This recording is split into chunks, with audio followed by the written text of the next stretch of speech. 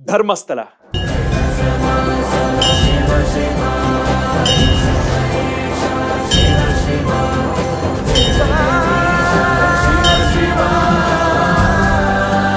కర్ణాటకలోని ఈ పుణ్యక్షేత్రం ఇప్పుడు సంచలనాలకు కేర్ ఆఫ్ గా మారింది.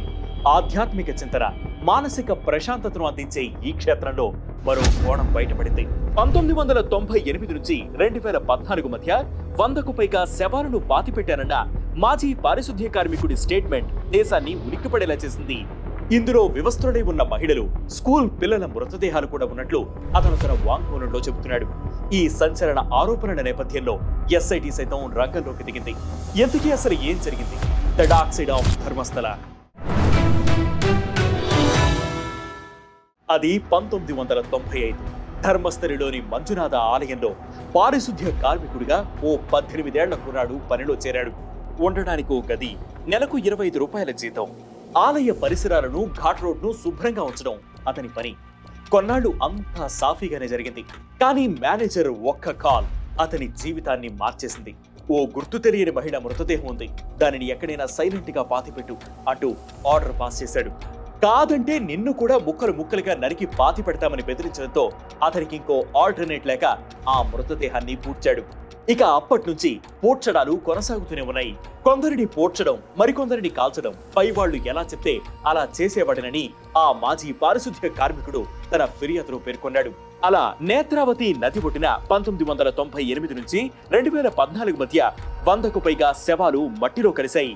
ఎవ్వరూ గుర్తుపట్టడానికి వీలు లేకుండా ఉండేందుకు, శవాలు త్వరగా డీకంపోజ్ అయిపోయేందుకు మెత్తగా తడిగా ఉండే నది ఒడ్డును ఎంచుకున్నట్లు అతను చెప్పుకొచ్చాడు. ఇలా తను పూడ్చిన వారిలో స్కూళ్లకు వెళ్లే బాలికలు, మహిళలు ఉన్నట్లు చెప్పుకొచ్చాడు. 2010లో కేరళలోని ఓ పెట్రోల్ బంక్ సమీపాన 12 నుంచి 15 ఏళ్ల మధ్య ఏజ్ ఉంటే బాలికను పూడ్చారని, స్కూల్ యూనిఫామ్ లో ఉన్న ఆమె మృతదేహాన్ని చూస్తే అత్యాచారానికి గురైనట్లు గుర్తించారని అతను చెప్పుకొచ్చాడు. అలాగే మరో సందర్భంలో ఓ 20 ఏళ్ల మహిళ శవాన్ని పైవాళ్ల ఆదేశాలతో డీజిల్ పోసి తగలపెట్టారని తెలిపాడు. అప్పటికే ఆమెకు ఎముకలు విరిగి చర్మం యాసిడ్ వల్ల కాలిపోయి ఉందని చెప్పుకొచ్చాడు. ఇలా 100కు పైగా శవాలను ఆచూకీ లేకుండా చేశాడు. వీరిలో అత్యధిక మంది మహిళలే ఉన్నట్లు చెప్పుకొచ్చాడు. ఇలా 2014 వరకు సాగింది.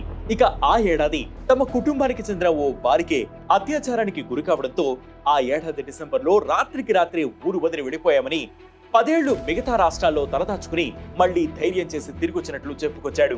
చేసిన తప్పులకు ప్రాయశ్చిత్తంగా మృతులకు న్యాయం చేసేందుకు ఈ ఘోరాలను బయటపెట్టేందుకు సిద్ధపడ్డారని అన్నాడు. ఈ ప్రాసెస్ లో దానికి సంబంధించిన ప్రూఫ్స్ కూడా కొన్ని సబ్మిట్ చేశాడు.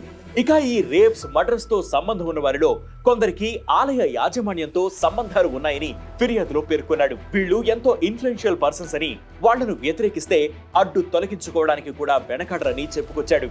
దీంతో ఇప్పుడు ఈ విషయం సెన్సేషనల్ అయింది. అందులోనూ ఎన్నో ప్రశ్నలు. ఎంత జరుగుతుంటే అసలు అధికారుల దృష్టిలో ఎందుకు పడలేదు?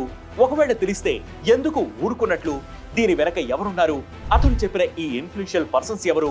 ఎన్నాళ్ళు మౌనంగా ఉన్న ఆ ఎక్స్ శానిటేషన్ వర్కర్ ఇప్పుడు బయటకొచ్చి ఎందుకు కంప్లైంట్ చేసినట్టు? నిజానికి ఈ తరహా ఘటనలు గతంలోనూ వెలుగులోకి వచ్చినా అవి క్రమంగా మరుగున పడిపోయాయి. 2012లో 17 ఏళ్ల సౌజన్య అనే యువతి అత్యాచారానికి గురి కావడం అప్పట్లో సంచలనమైంది. అయితే ఇప్పటికీ ఆ కేసు నడుస్తూనే ఉంది. ఎలాంటి ప్రోగ్రెస్ లేకపోవడంపై కొందరు పోలీసులను విమర్శిస్తే మరికొందరు దీని వెనక కొందరు పెద్ద మనుషులున్నట్టు ఆరోపిస్తున్నారు. ఆ విజిల్ బ్లోయర్ జూలై 3న ఇందుకు సంబంధించి ఎస్పీకి ఫిర్యాదు చేయగా జూలై 4న కంప్లైంట్ రిజిస్టర్ అయింది. జూలై 11న అతను కోర్టుకు హాజరయ్యాడు. ఇక ఇదే టైంలో 2003లో ధర్మస్థలలో అదృశ్యమైన అనన్య భట్ అనే ఎంబీబీఎస్ విద్యార్థిని తల్లి సుజాత కూడా మళ్లీ ఫ్రెష్ కంప్లైంట్ ఫైల్ చేశారు. జూలై 15న ఈ కంప్లైంట్ రిజిస్టర్ అయింది. ఆ మృతుల్లో తన కుమార్తె కూడా ఉండొచ్చని ఆమె అనుమానం వ్యక్తం చేస్తున్నారు. దీనిపై లై డిటెక్షన్ టెస్ట్ కి కూడా తాను సిద్ధమని, ఆలయ అధికారులకు కూడా ఈ టెస్ట్ నిర్వహించాలని ఆమె డిమాండ్ చేశారు. తాను పూడ్చిపెట్టిన లేదా దహనం చేసిన మహిళలు, బాలికల మృతదేహాలకు లోదుస్తులు లేకుండా శరీరంపై లైంగిక దాడి, హింసించిన ఆనవాళ్లు కనిపించాయని విజిల్ బ్లోయర్ చేసిన వ్యాఖ్యలతో దీనిపై హై లెవెల్స్ ఇన్వెస్టిగేషన్ చేయాలనే డిమాండ్ పెరిగిపోయింది. ఈ ఒత్తిడికి దిగొచ్చిన కర్ణాటక ప్రభుత్వం స్పెషల్ ఇన్వెస్టిగేషన్ టీమ్ కు ఈ దర్యాప్తును అప్పగిస్తూ ఈ నెల 19న ఆర్డర్ పాస్ చేసింది. డీజీపీ ర్యాంక్ అధికారి ప్రణబ్ మోహంతి నేతృత్వంలో ఏర్పడిన ఈ సిట్ ఈ కేసులో ఎలాంటి పురోగతి సాధిస్తుందో చూడాలి.